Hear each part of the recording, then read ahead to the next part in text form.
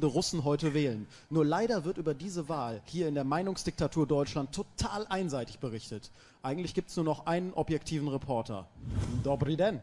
Ich bin's, vom verbotenen Untergrundsender Russia Today. Man kann heute sagen, sogar die Sonne scheint für Putin, oder? Ja, natürlich für Putin. Ja. Wie geht's Ihnen heute? Alles gut. Haben Sie schon gewählt? Ja, natürlich. Und wen haben Sie gewählt, kleine Ist das nicht auch eine Ehre, dass man Putin wählen darf hier in Deutschland? Warum nicht? Ne? Das muss. Das ist ein Mensch, der bringt nur Frieden. Nur Frieden. In der ganzen Welt.